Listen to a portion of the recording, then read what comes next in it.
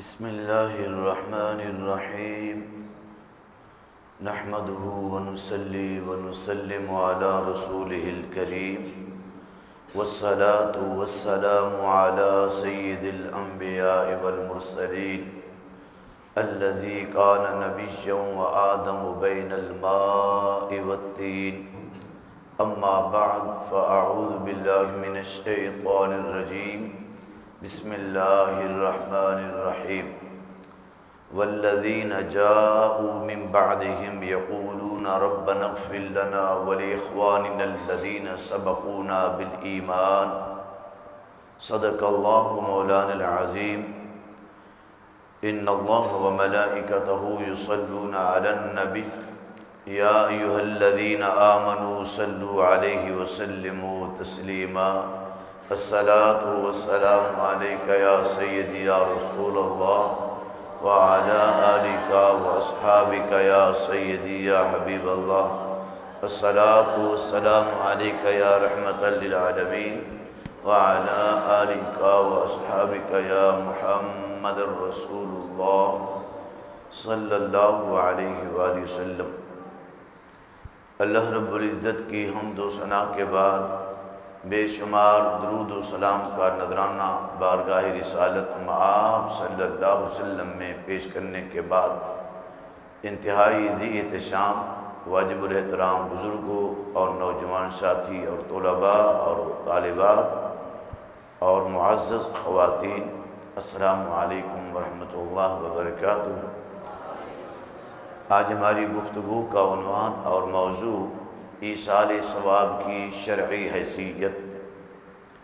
اس دور میں اس مسئلے کو بھی مختلف بھی اور متنازع بنا دیا گیا ہے، حالانکہ اس مسئلے پر امت کو اتفاق ہونا چاہیے تھا، لیکن اس کے اندر بھی بدشومی ہے کہ اس مسئلے کے اندر بھی اور دعا کے مسئلے کے اندر بھی ایک اختلاف پیدا کر دیا۔ اس لیے میں نے اس موضوع کو اہم سمجھا، چونکہ ہماری معزز خواتین بھی تشریف فرما ہیں اور آپ ساتھی بھی یہاں موجود ہیں۔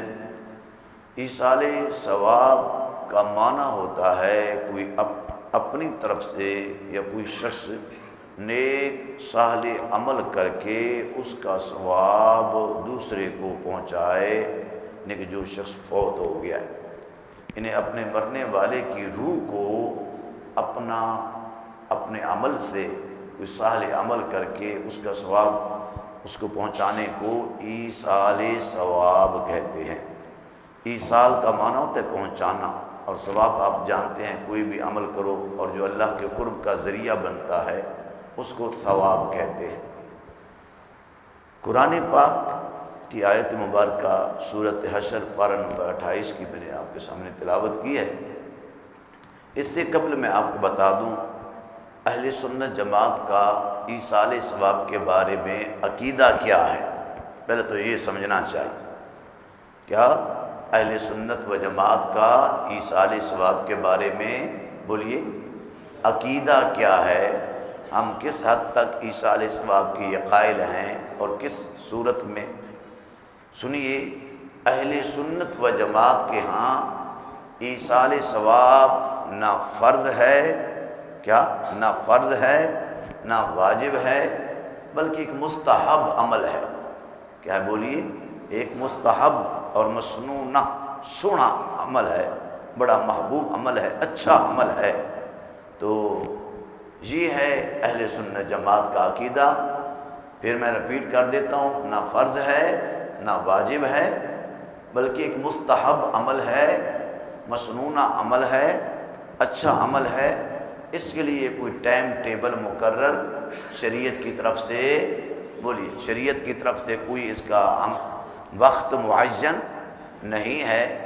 آپ عمر کے جس حصے میں جس وقت بھی چاہیں، دن کو کریں، رات کو کریں، تیسرے دن کریں، چوتھے دن کریں، پانچویں دن کریں، چھٹے دن کریں، ساتویں دن کریں، آٹھویں دن کریں، بجائے ساتویں کے آٹھویں دن کریں، نویں دن کریں، 40 دن کریں، 40ویں سے پہلے کریں یا 40ویں کے بعد کریں، جب ہی کریں وہ ایصال ثواب معتبر ہے۔ اور یہ بھی ضروری نہیں ہے کہ آپ نے ایصال ثواب کے لیے کوئی خاص کھانا پکانا ہے یا کوئی خاص ڈش پکانی ہے، یہ بھی شرعاً کوئی تعجین اس کی نہیں ہے۔ جو بھی آپ آسانی کے ساتھ، وہ خیرات ہے، وہ صدقہ ہے، وہ نوافل ہیں، وہ روزہ ہے، آپ روزہ رکھ کر اس کا ثواب اپنے والد مرحوم کو پہنچاتے ہیں تو یہ بھی ایصال ثواب ہے، نوافل پڑھ کر ان کی روح کو پہنچاتے ہیں تو یہ بھی ایصال ثواب ہے۔ اگر آپ کا دل کرتا ہے چلو کھانا پکائیں تو کھانا پکا کر وہ اپنے والدین مرحومین ان کی روح کو ایصال ثواب کرتے ہیں، یہ بھی ایصال ثواب ہے۔ اس کے لیے کوئی وقت معین، بولیے وقت معین نہیں ہے، وقت مقرر نہیں ہے۔ یہ خواہ لوگوں کی جانب سے ہم پر اعتراض ہوتا ہے کہ یہ تیجا کہاں لکھا ہوا ہے، ساتواں کہاں لکھا ہوا ہے، کل کہاں لکھے ہوئے ہیں، 11ویں شریف کہاں لکھی ہوئی ہے، اور کنڈے کہاں لکھے ہوئے ہیں، کنڈے کا ختم کہاں لکھا ہوا ہے۔ یاد رکھیں ان سارے سوالوں کا جواب ایک ہی ہے کہ بھی یہ جتنے آپ نے نام گنوائے ہیں نا، یہ نام ہماری اپنی آسانی کے لیے ہیں، شریعت کی طرف سے کوئی وقت معین نہیں ہے، اور ان میں جو کچھ ہوتا ہے وہ ہے ایصال ثواب۔ بولیے کیا ہے؟ وہ ہے ایصال ثواب۔ یاد رکھیں ایک ہوتی ہے تعجین عرفی، ایک ہوتی ہے تعجین شرعی۔ آسان کر کے تعجین شرعی کا مطلب ہے کہ شریعت دی ولوں کوئی وقت مقرر ہوئے کہ بھئی اس ٹائم اے عمل کرنا ہے، انہوں کہتے ہیں تعجین شرعی۔ مثلا نماز کا ٹائم مقرر ہے، ظہر کا ٹائم آگے پیچھے آپ نماز پڑھیں گے تو نماز نہیں ہوگی۔ حج کا ٹائم ہے، یہ مقرر ہے، اگر حج انہی ایام میں کریں گے تو حج ہوگا، اگر یہ آگے پیچھے کریں تو وہ حج نہیں ہوگا، کیونکہ یہ قربانی کا ٹائم ہے، وہ مقرر ہے، 3 دن ہے، اگر آگے پیچھے قربانی کریں گے تو قربانی بولیے نہیں ہوگی۔ یہ ہے شریعت کی طرف سے ٹائم ٹیبل مقرر اور فکس۔ اور دوسری ہوتی ہے تعجین عرفی۔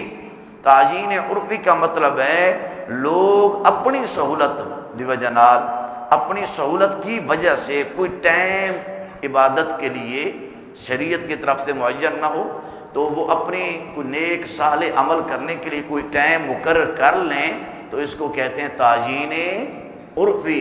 یہ تیجا، ساتواں، 40واں یا اس کے علاوہ اور کوئی آپ جب بھی کوئی گھر کے اندر اہتمام کرتے ہیں، یہ تو آپ اپنی آسانی کے لیے آپ ٹائم مقرر کر رہے ہیں، سمجھیں، اپنی آسانی کے لیے آپ 8 دن کے بعد بھی مقرر کر سکتے ہیں۔ معاذ اللہ یہ اعتراض تو تب ہو کہ ہم کہیں نہیں تیجا تیسرے دن ہی ہوگا اور ساتواں 7ویں دن ہی ہوگا، آگے پیچھے نہیں ہو سکتا۔ ہمارا تو یہ موقف ہی نہیں، اہل سنت جماعت کا تو یہ عقیدہ ہی نہیں۔ اب یہ اپنی آسانی کے لیے اگر کوئی وقت کوئی دن اگر مقرر کر لیتے ہیں تو اس کے اوپر کسی کا کوئی اعتراض نہیں ہوتا اور نہ ہی ہونا چاہیے۔ اور پھر یہ جہالت پر مبنی ہے کہ تیجا کہاں لکھا ہوا ہے۔ ارے تیجا تو پنجابی کا لفظ ہے، یعنی تیسرے دن، اس کا مطلب یہ ہوتا ہے کہ تیسرے دن۔ اب یہ سوال کرنا تیسرے دن میں ایصال ثواب کروں گا تو یہ جائز ہے، اور پھر یہ سوال کرنا تیجا کہاں لکھا ہوا ہے دکھاؤ، کل کہاں لکھے ہوئے ہیں دکھاؤ، 40واں کہاں لکھا ہوا دکھاؤ، اس کو کہو یہ تو وقت ہم نے اپنی آسانی کے لیے عرفاً معین کیا ہوا ہے، اس میں جو کام ہوتا ہے وہ ہم آپ کو قرآن سے بھی دکھاتے ہیں اور حدیث مصطفیٰ صلی اللہ علیہ وسلم سے بھی دکھاتے ہیں۔ اس میں جو کام ہوتا ہے، خواہ وہ تیجا ہو یا چوتھا ہو یا 7واں ہو، وہ ہے ایصال ثواب اور دعا۔ وہ بولیے کیا ہے؟ ایصال ثواب اور دعا۔ وہ اس کا ثبوت قرآن کے اندر ہے اور حدیث کے اندر ہے۔ سورۃ حشر میں نے جو پڑھی ہے اس میں ذرا توجہ فرمائیے، بڑی معروف مشہور آیت مبارکہ ہے۔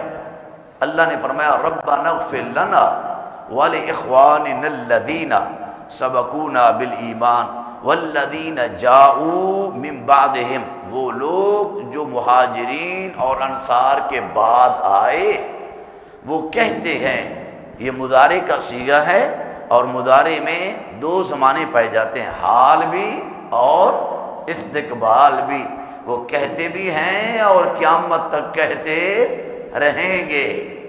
کہتے بھی ہیں اور قیامت تک کہتے رہیں گے، وہ دعا مانگتے بھی ہیں اور دعا قیامت تک مانگتے بھی رہیں گے۔ کیا دعا مانگتے ہیں؟ سنو، یہ وہی الفاظ ہیں جو ہم ایصال ثواب کی محفل میں کہتے ہیں، اور ہمارا مقصد بھی وہی ہے جو اللہ نے ان کا عمل قرآن کے اندر بیان کیا ہے۔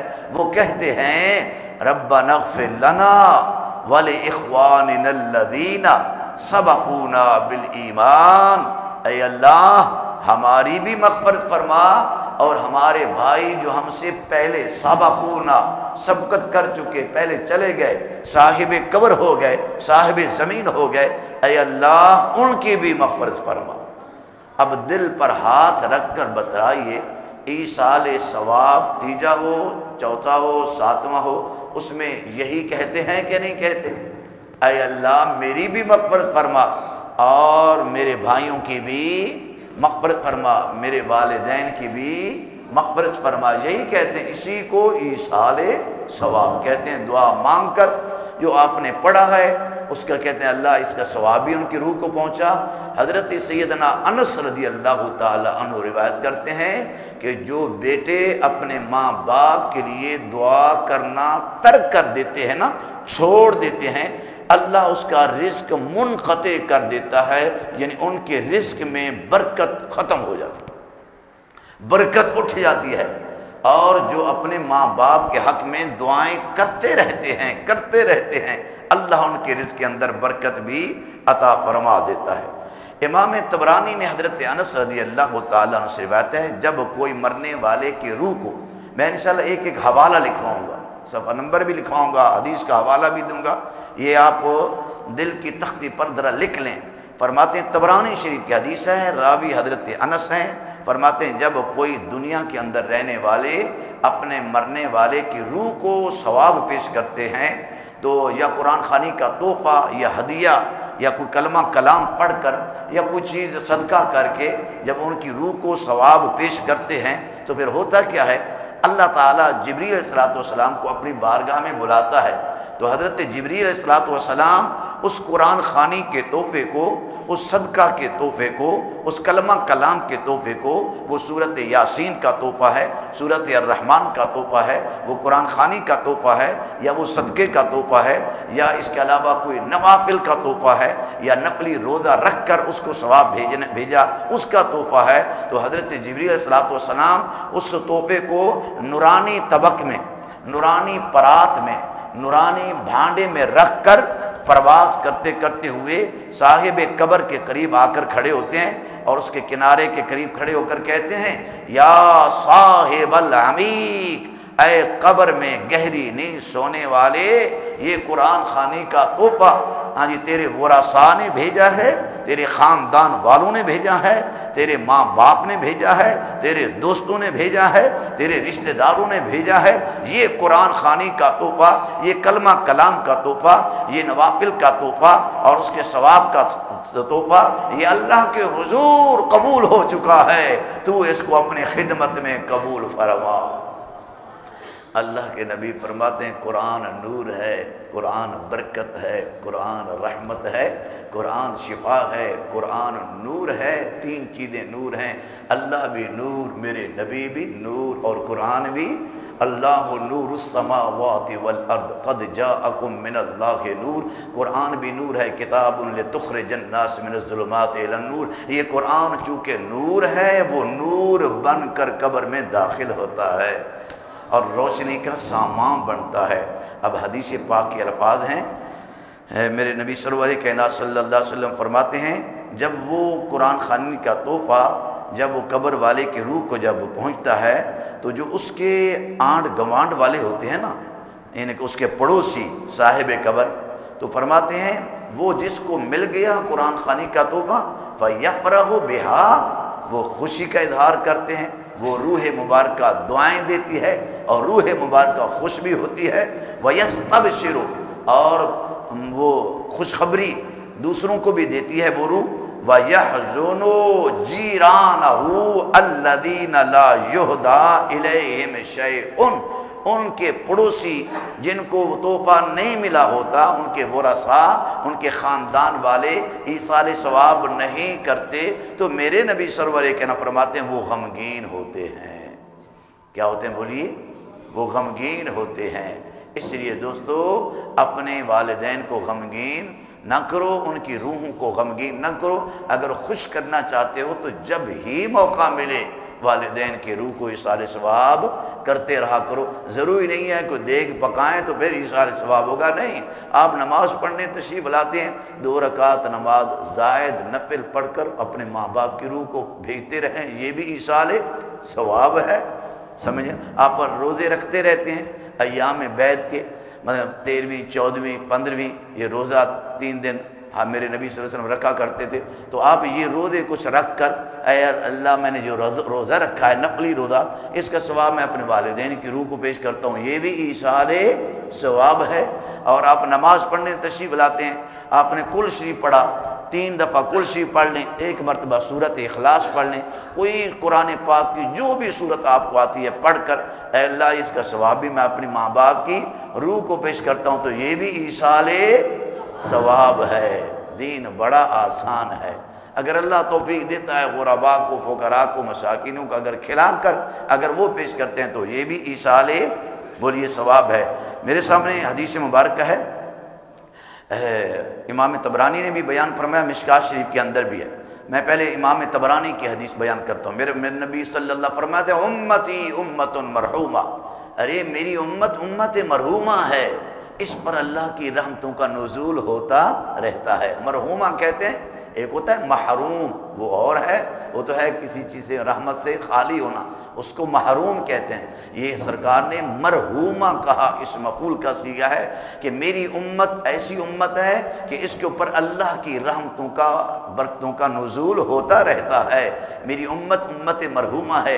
اے امت محمدی تم کتنا خوش نصیب ہے، کبھی میرا رب قرآن میں کہتا ہے کنتم خیر امت اخرجت للناس تأمرون بالمعروف، اس لوگو یہ میرے نبی کی امت ساری امتوں میں سے افضل اور اعلیٰ ہے، تم بہترین امت ہو، تم میرے نبی کی امت، تم بہترین امت ہو۔ کبھی رب قرآن میں کہتا ہے اور کبھی میرے نبی فرماتے ہیں امتی امت مرحومہ، اے میری امت امت مرحومہ ہے، تدخلوا فی قبورها بذنوبها، یہ قبروں میں جب داخل ہوتی ہیں تو گناہوں کے انبار لے کر داخل ہوتی ہیں، وَتَخْرُجُ مِنْ قُبُورِهَا لَا ذُنُوبَ عَلَيْهَا، قیامت کے دن جب اپنی قبروں سے نکلیں گے ان کے چھوٹے چھوٹے گناہ صغیرہ بالکل ختم ہو جائیں گے۔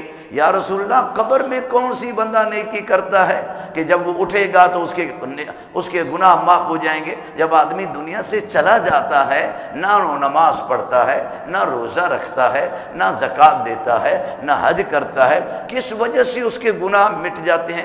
اللہ کے نبی نے جواب دیا تمحصا باستغفار المؤمنین، تمحصا باستغفار المؤمنین، پیچھے دنیا میں رہنے والے مومن بندے اس کے حق میں مغفرت اور بخشش کی دعا کرتے گئے، اللہ ان کے چھوٹے گناہ مٹاتا گیا۔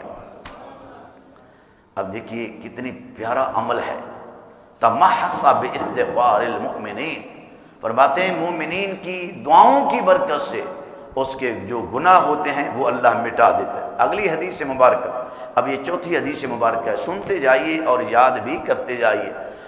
مشکوٰۃ شریف کی حدیث ہے اور بہقی کے اندر بھی حدیث آئی ہے، اور راوی حضرت سیدنا عبداللہ ابن عباس، راوی کا نام کیا ہے؟ حضرت عبداللہ بن عباس، مشکوٰۃ شریف اور بہقی شریف کے اندر حدیث ہے۔ میرے نبی صلی اللہ علیہ وسلم نے ارشاد فرمایا المیت فی القبر کالغریق المتغوص، میت کی مثال قبر میں انج ہے کہ جی میں آدمی پانی دے اندر ڈوب رہا ہو، پانی میں غرق ہو رہا ہو، ڈوب رہا ہو، کالغریق المتغوص، اور ساتھ ساتھ فریاد بھی کر رہا ہو، کوئی میرا ہاتھ پکڑ لے، کوئی سہارا میرے ہاتھ میں آ جائے، کوئی شاخ میرے ہاتھ میں آ جائے، فریاد کرنے والا، او بچاؤ بچاؤ بچاؤ، میں ڈوب رہا ہوں، میں ڈوب رہا ہوں، بچا لو، او مجھے پکڑ لو، مجھے پکڑ لو۔